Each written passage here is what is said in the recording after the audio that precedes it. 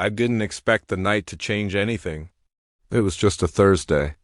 The kind of night you barely remember in the morning, unless something unforgettable happens. Asterisk, I was already half asleep when I heard Leo come in. His keys jingled softly, then stopped. I could feel his presence even with my eyes closed, like the air had shifted. Still, I didn't move. I lay curled under the blanket, my phone screen dimmed beside me, unread messages from Nathan glowing. Faintly in the dark, I had been too tired to reply. I figured I'd call him in the morning. Asterisk Leo didn't say anything. He never did when he came in late. That was one of the unspoken rules of our living situation. Respect the quiet. We shared a 2-bedroom apartment, but to save on heating bills and space, we pushed our beds into the same room last winter. Neither of us had moved them back. At the time it felt harmless. Comfortable even. Asterisk, I heard the soft rustle of his hoodie coming off, the dull clunk of his boots being kicked under the bed frame, and then the slow inhale, exhale Leo settling under his blanket. Just 10 feet away. Just like always, asterisk, the room was silent after that, except for the rain ticking softly against the window. And his breathing, asterisk, it's strange how loud someone's breathing becomes when it's the only thing you can hear. It wasn't. Snoring, not yet. Just slow and steady, grounding, human. I turned to face the wall and pulled the blanket tighter around me. My eyes blinked lazily as my thoughts wandered not to Leo, but to Nathan. Asterisk, I remembered the way Nathan held me too. Nights ago, arms wrapped around me on his couch, his voice low as he told me he loved the way I laughed. I remembered how safe I felt with him. But the distance between us lately had grown. We hadn't seen each other in nearly a week. School, his job, my deadlines. Everything kept getting in the way. Asterisk, I shifted onto my back, staring up at the faint outline of the ceiling. Leo's breath was still rhythmic, reliable. I hated how aware I was of it. Asterisk, it wasn't the first time I'd noticed things about him, things I wasn't supposed to. Like the way his shirt clung to his back after a workout, or how his voice softened when he talked to me about things that mattered. Or the way he looked at me once, when I was crying over Nathan's first cold silence. Asterisk, he had held me then. Just held me. But it lingered in my memory, the way his hands had pressed gently into my back, his voice murmuring, "You deserve better, Jamie." Asterisk, I never brought it up again. We never talked about it. Maybe because nothing else happened. Or maybe because something almost did. Asterisk, tonight I felt that same tension, like something was coiled in the air between us. And the more I tried not to notice, the more I did. Asterisk, I rolled over to face him. The blinds let in just enough light to cast shadows across the room. Leo's outline was visible, chest rising and falling under the blanket, arms folded behind his head. His eyes were closed, I thought.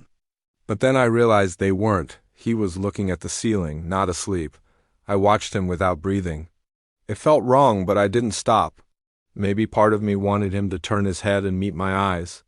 Maybe I wanted something to happen. Or maybe I just wanted to feel something different than guilt and confusion. Asterisk, instead, I whispered, "You okay?" Asterisk, he didn't move for a second, then softly, "Yeah, just thinking." Asterisk, I nodded, even though he couldn't see. "Me too." A long pause stretched between us, like a wire pulled tight. Leo shifted under the blanket. "You and Nathan good?" Asterisk, the question hit too hard. "I think so." Asterisk, "Just think?" Asterisk, "I don't know." "He's been distant." Asterisk, silence again. "Then you don't deserve that." Asterisk, the words were simple, quiet. They shouldn't have meant anything. But the way he said them, it felt like more than comfort. It felt like a confession. Asterisk, I swallowed, my throat suddenly dry. "Thanks." Asterisk, "Jamie." Asterisk, his voice was closer. I didn't know when he moved, but I could feel him now, his warmth at the edge of my bed, hovering. He didn't touch me. He didn't say more, but the room changed in that moment. The air shifted. The silence wasn't comfortable anymore. It was dangerous. Asterisk, I turned back toward the wall, heart pounding. "We should sleep."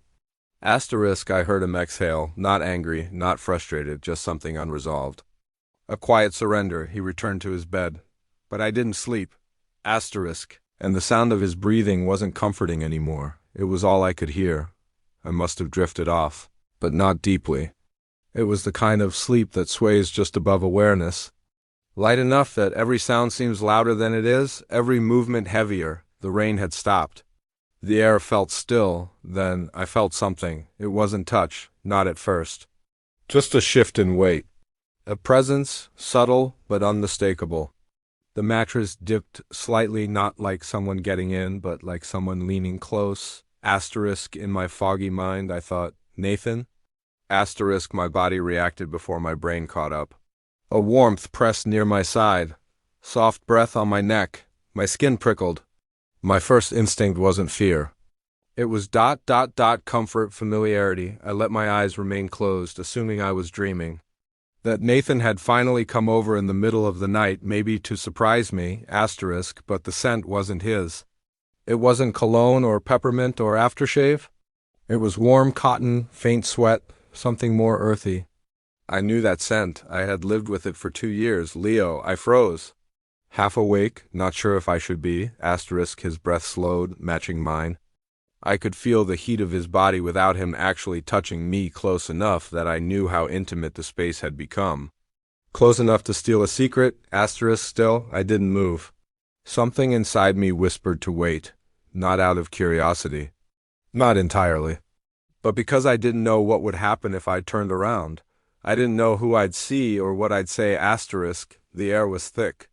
I heard the quiet creak of the bed as Leo shifted again closer. My blanket tightened slightly where he must have. Brushed it. Then came the first touch, just his fingers, light, ghost-like. They grazed my arm, slow and careful, like he wasn't sure I was awake. Like he hoped I wasn't, and I didn't stop him. My breath faltered. I told myself again it was a dream. That this wasn't real. That Leo couldn't do this. That I wouldn't let him, but I did. His hand settled lightly on my forearm, unmoving.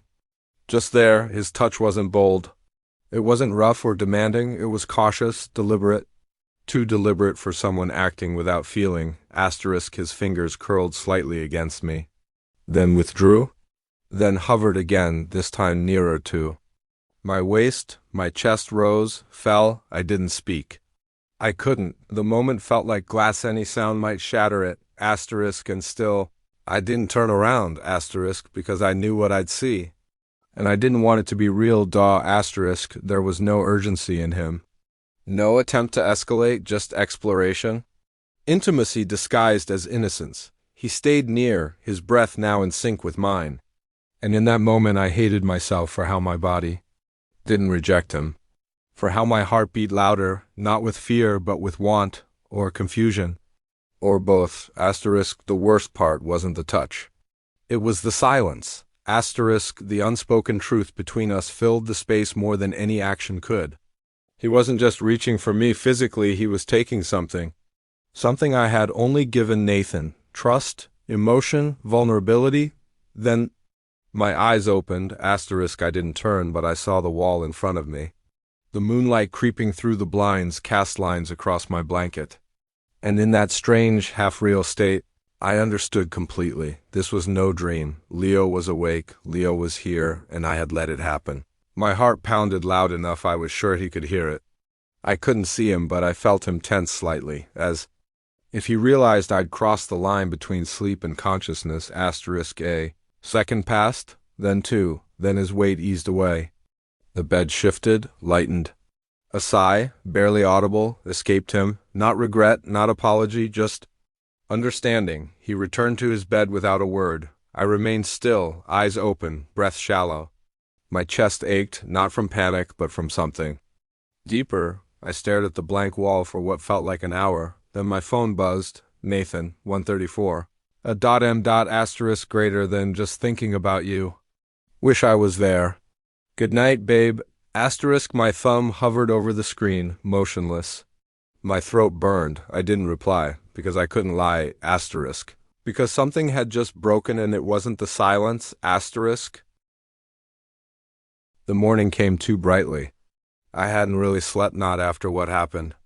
My body had been still for hours, but my mind kept replaying everything in brutal, intimate clarity.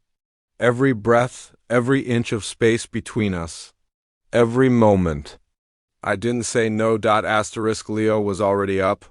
I heard the rustle of his hoodie again, the soft click of a mug against the counter. It was like the night never happened. Like nothing changed, except everything had. I stayed in bed, eyes half closed, listening to the sounds of our tiny apartment, pretending to be normal. The kettle whistled. The fridge door opened, then shut. Leo moved about quietly, like always, but now his silence didn't feel respectful. It felt strategic. Asterisk, when I finally sat up, the light stung my eyes. My heart thumped in my chest, not loud, but constant. The kind of anxious rhythm that doesn't stop once it starts. I wrapped the blanket around my shoulders like armor. Asterisk he was in the kitchen when I stepped out, his back to me. His hair was damp, towel draped around his neck. His bare feet shifted slightly when he heard me. Then he turned around and smiled. Like he always did. "Morning," he said, voice calm. I nodded. My lips couldn't form the word. I walked to the sink, filled a glass. The water was cold. My hand trembled slightly. He didn't notice, or maybe he did. "You sleep all right?" he asked, like it was just any day. Asterisk, I paused, hand halfway to my mouth. The question landed like a bruise. I sipped, swallowed. "Fine," I lied. Asterisk, he nodded, went back to stirring his coffee. He never brought up what happened. No, about last night. No apology, no confession. Just coffee and sunlight and the illusion of peace. Asterisk, I leaned against the counter, pretending to look at my phone. Nathan's message from the night before still stared up at me. Asterisk, wish I was there. Asterisk, I wanted to text back something, anything, but what did I say? Asterisk, I wish you had been here too. Maybe then I wouldn't have let him touch me. Asterisk, I locked the screen. Asterisk, Leo turned to face me, leaning casually against the sink. He looked comfortable, not smug, not nervous. Just present. Like this moment didn't scare him. Like he knew I wouldn't say anything, and maybe he was right. "Plans today?" he asked. Asterisk. "Class at 10? Might stop by Nathan's after." Asterisk. The moment I said his name, Leo looked away. Just briefly, then back again. "That's good. You two haven't hung out in a while, right?" Asterisk. There was no judgment in his tone, but the words themselves sliced deep. I looked at him, finally meeting his eyes. They were soft, familiar, like always, too familiar. "What happened last night, Leo?" Asterisk. The words were a whisper. "A quiet wound." Asterisk. He didn't flinch, didn't act surprised. He just looked at me a long moment before answering. Asterisk. "I didn't plan it," he said quietly. I couldn't stop myself." Asterisk. "You could have." Asterisk. He nodded once slowly. "Yeah." Asterisk. I searched his face for regret, for shame. I didn't find either. I found something worse. Sincerity. Asterisk.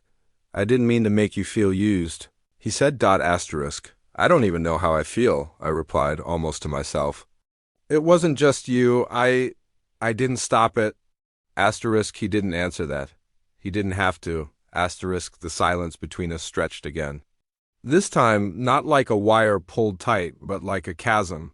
Neither of us crossed it. Asterisk. I wanted to blame him. I wanted to shout. I wanted to cry. But the truth was quieter, crueler.